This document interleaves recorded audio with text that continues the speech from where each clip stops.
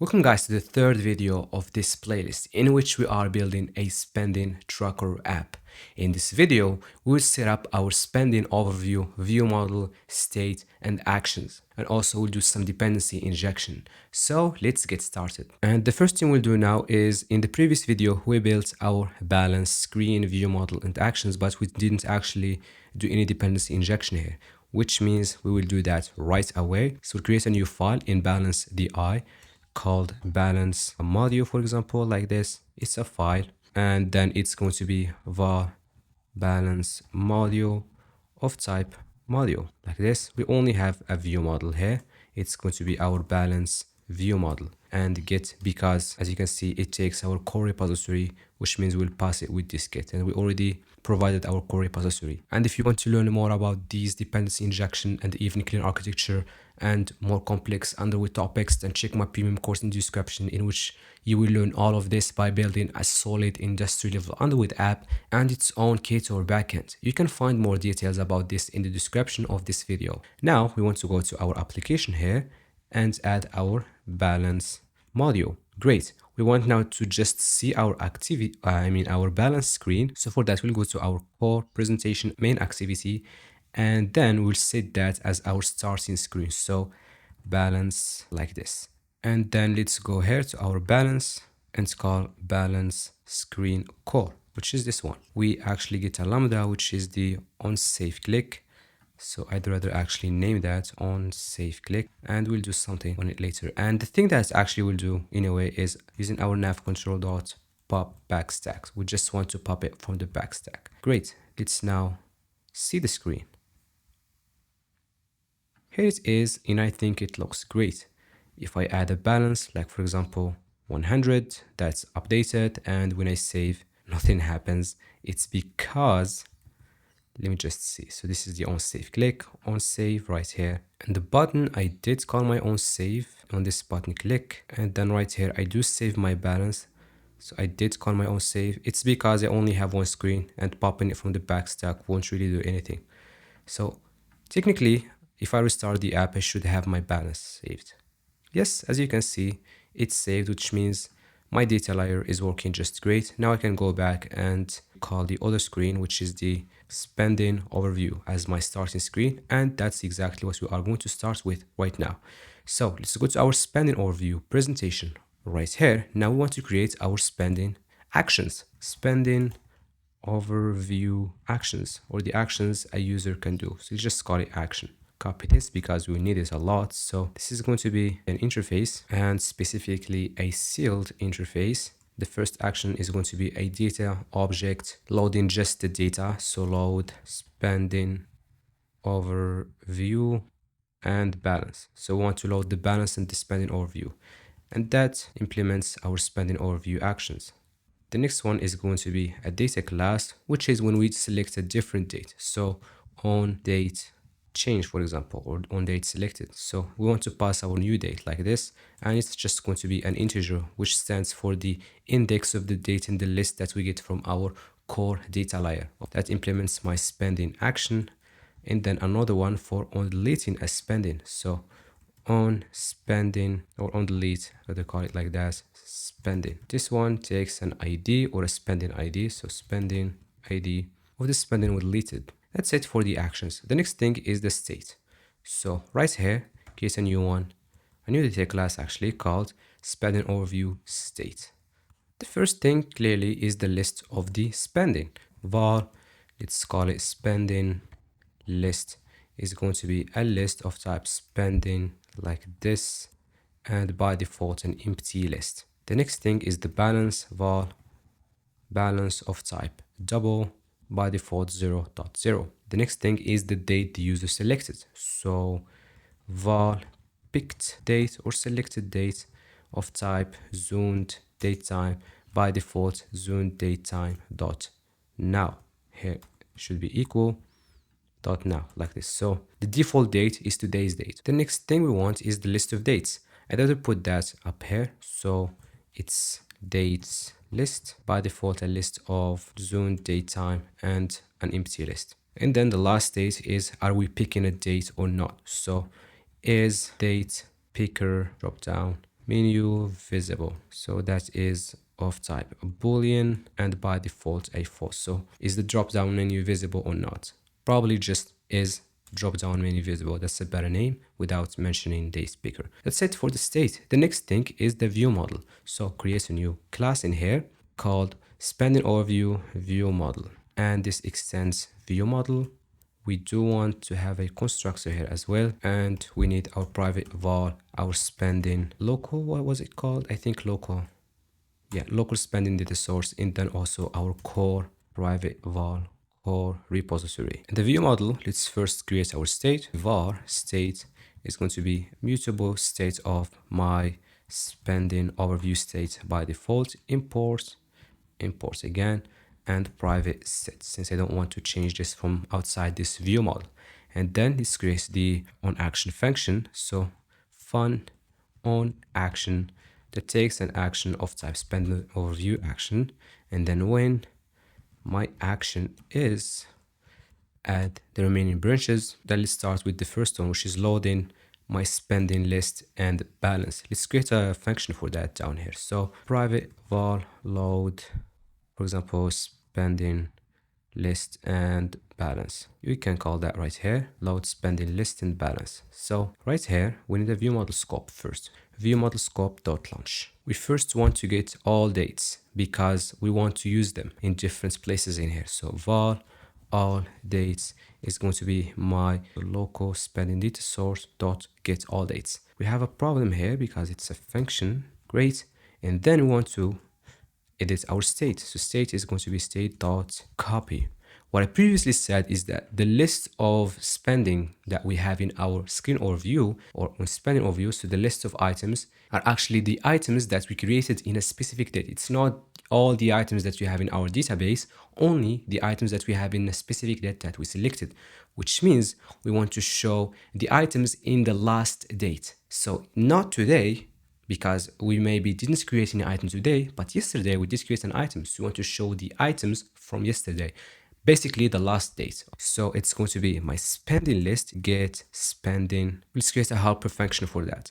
So let's just call it private suspend fun get spending list by date, so that we actually write the function, the functionality of doing that right here. We pass a date, of course, date of type zone date time, and this returns a list of spending like this. So inside here, we want to return local spending data source. Actually, let me just call it spending data source.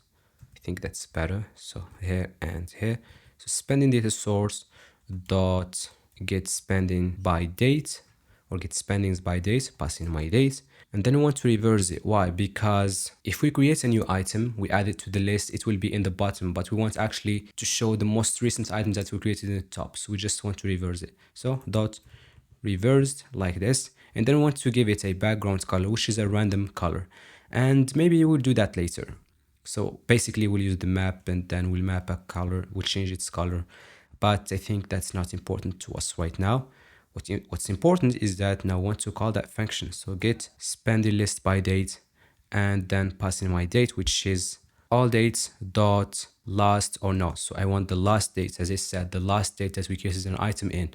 And if that is null, it's going to be today's date. So zone date time dot now if the last date is null for some reason. That's it now for the spending list. The next thing is my balance. That's pretty easy. It's going to be core repository.get balance, but not only the balance. We want to remove the spent balance by the user. So when the user buys something, we want to remove the price of the thing they bought from the balance. So it's going to be core repository.get balance minus my spending data source dot get spent balance. So we want to just subtract that spent balance from it. That's it for here. And then the next thing is the date. So picked date is going to be again this one. So all the last date.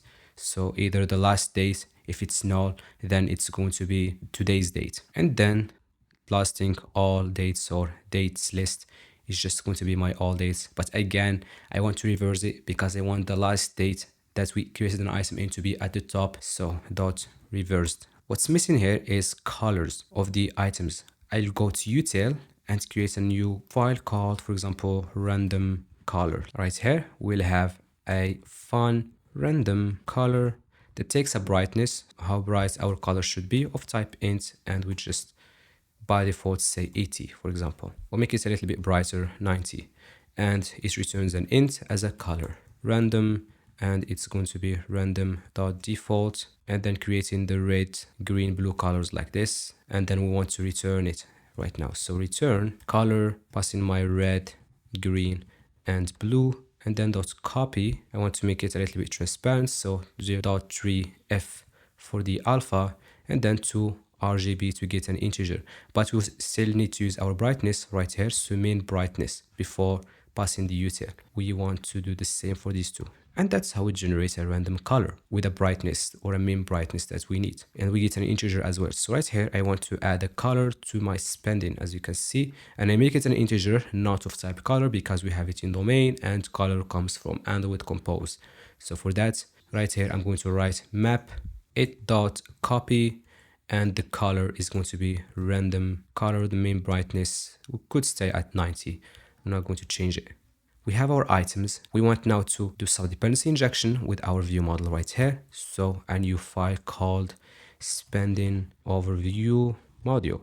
Copy that name, a new file right here, var spending overview module of type module, view model of spending overview view model, and get twice because we have two things passed to it, which are the core repository and local spending data source. The next thing, go into our application and then registering our spending overview view model or module, I'm sorry. That's great. Now we have our view model set up and everything looks just great with it. And I think we still have some time, so we can now go and create some of our screen. I'm not because it's going to be such a big screen. As you can see, we have this top bar, we have this date picker with drop down menu, we have the items. It's just a lot. I'm not sure if we have enough time, but I'll try my best. So here we want to create a new file called spending overview screen. Probably I want to copy spending overview because I will need it. Create a file, and I'm going to use my live templates again. So comp screen, so spending overview core screen. Next thing, spending overview view model. Next thing, spending overview state actually, and then next thing, spending overview action. Then next thing is my spending tracker theme. I have my screen. I can go to my core presentation main activity and call that spending overview is now going to be my spending overview screen core. So we can actually get started with the screen right from here. We can probably launch the app so that we can see what we do in the emulator. So as you can see, it's such an empty screen. The first thing is just let's create our scaffold with the top bar. And maybe I'm also going to launch the original app so that we can see what we are going to build, not only what we are building. Great. Let's first add some lambdas that we will need. Let me just make this smaller. And these lambdas are for the actions that will make us leave this screen, which are clicking to add new balance or clicking on balance, clicking on an item, we'll go to the other screen, which is the spending details, and clicking on add a new item. But in my case, I'm not going to implement this, which is clicking on an item to edit it, because that will be your homework, as I said. So only 2 lambdas for me. For you, it will be 3. So it's going to be on balance, click. That is going to be a lambda that returns unit. And this one is going to be on add spending click.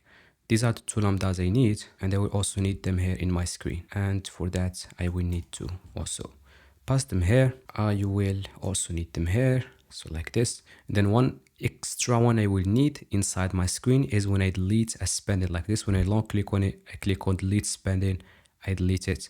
So right here on delete spending. So on delete spending like this. I do need to pass the index of that spending. So here on delete spending, and then on delete spending is going to be like this. Calling my view model, or in fact, I think I already have my own action in here, which means I will need it, but because I'm going to delete this item in such a very subcomposable, so I just keep it like this. So view model dot on action spending or view action dot on delete spending, passing the index, that is it. That's it. Now we can start with our screen. And the thing I want to create for now is this top bar. For that top bar, we will need a scaffold, and also if we have a lot of items, we will be able to scroll. And once we scroll, the top bar should be hidden. If we scroll up just a little bit, it should be shown. So we'll have top bar behavior.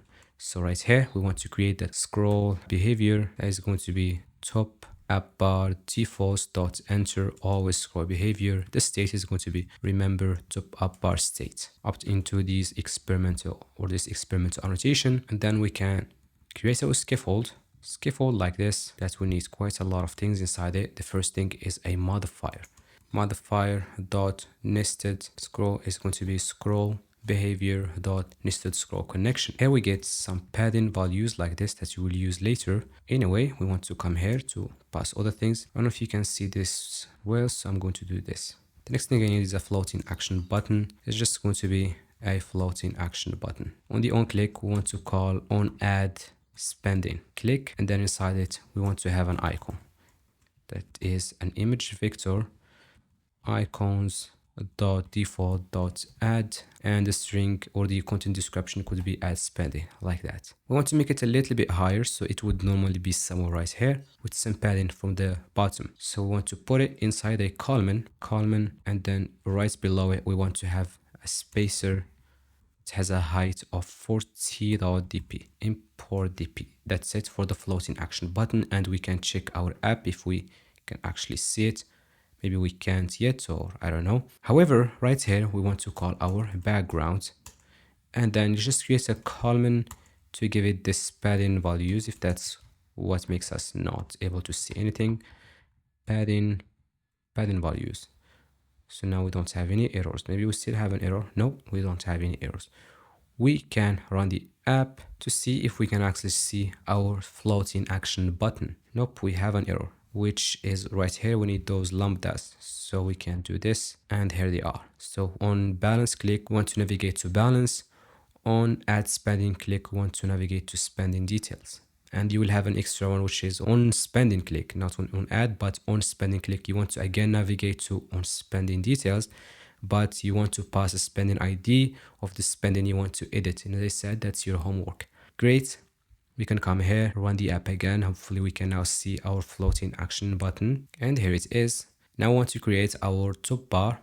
So right here, see what we need inside it. We need this text and an icon, and this icon actually has this border, and that will be the same somewhere else. If I go here, as you can see, it's the same here. So we make our icons look in a special way. Anyway, we have a top bar that not only has this text right here, but also has this date picker. So for that, actually that's exactly what I want. So I want to create a function called spending overview top bar, passing my scroll behavior, passing my balance, and on balance click. That's exactly what I want. I don't know how the auto completion did it. So right here, I want to create a composable function called spending overview top bar. One other thing I want to pass to it is a modifier. So modifier.fillMaxWidth, and then I want to take all those parameters, which are these exactly. The auto completion really makes everything easier. We want to add this annotation. Now we can create it. Clearly it's going to be a top up bar like this that takes a title. Before the title, we need other things like the colors of it. So all the colors are going to be transparent. So top up bar defaults dot top up bar colors, and we want the container color to be transparent, and the content or the scroll container color is going to be also transparent. And then we want to give it our scroll behavior. And I want to add our text right here. So the text is clearly going to be a text that says or that shows our balance. So a string, and then a $sign, another $sign, and then my balance.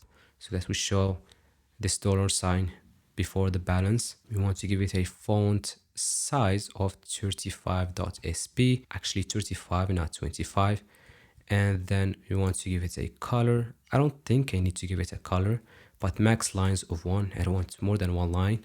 And for the text in the top up bar, I need to specify the font. So font family is going to be Montserrat like this. And if I have a really huge balance, I want to add an overflow of text, overflow.ellipsis, which means if I have a really big text, it will end with 3 dots. but I don't think anyone has that much money. The next thing I want to add is just a modifier down here. So let's add a modifier to it. So modifier is going to be, the modifier already passed in here, and I want to give it some padding from the end of 16.dp and from the start of 12.dp. So just right here, I want to push this by 12.dp and this by 16.dp because the text is already pushed by some padding a little bit. So yeah, just like that. The last thing we want to pass to this is our action that is going to be clearly this action, navigating to the balance screen. This whole action is going to be inside a box because we need to give it a border. So like this modifier, and then want to give it a size of 45.dp, and then want to clip it and give it rounded corner shapes of 13.dp, and then want to give it our border, and then the width of the border is going to be 2.dp. The color of it is going to be material theme.colorscheme.primary and .copy 0.6f, and then a shape that is going to be rounded corner shape again 13.dp. Want to give it a background. After that, a background. So right here, dot background to the box that is going to be material theme.colorscheme.primary container, and then .copy 0.3f, some alpha on it. I want to make it clickable. So clickable, and then we want to call on add on balance click, rather say. We want to center the content inside it. So content alignment dot center this one. Now we want to put our icon inside it. So either an icon, if we have an icon with a $sign, or just a text. I think a text would be just great for that. Text that is just a $sign, and that's it. And then the font size is going to be 26.sp. The next thing is font weight is going to be semi-bold, and the color font, maybe just color, because color. Material theme.colorscheme.primary. That's how I want it. I'm not sure if I need to give a color to this text right here. Maybe I need to. So let me just copy it and paste it right here. And I think I already have my top bar, and I can check my other app or run it. Maybe it didn't call that, or I did call it. Just run the app. Yeah, it already looks just great. The balance is actually wrong. I don't think that's my balance. So I have a little problem here. Let me just try fixing this. And the app crashed when I clicked on that one. But that's not the problem here. I do have a balance problem. I will try fixing it and come back. And the problem is I actually never called this function. So I have it in this action, load spelling overview and balance action, but I never actually called that action in my screen. And the reason why I don't want to load the data from the init block is that when I go and add a new item and I come back to this screen, that item won't show on the screen. I need somehow to refresh to see it. So for that, I need to call it inside here so that when I come back, it just shows because it will be recalled. So that will be inside a launched effect, and the key can be true or unit. So that we want this to execute once until I leave the composition and I come back to the composition, it will be re-executed. So I want to call my view model dot on action. It's going to be spending overview action dot load spending overview and balance. Now we can recall our function or rerun our app so that we can see the balance now, as you can see. And if we change the balance to another number, like this number, as you can see, it's updated and everything looks great. And this is it for this video. In the next video, we'll actually continue building our screen. And if you want to build a more complex app with more functionality, features, and complexity, then check my premium course in the description that will make you exactly do that. And even with building a Ktor backend. And support me by subscribing and leaving a like in this video. See you in the next video. Bye.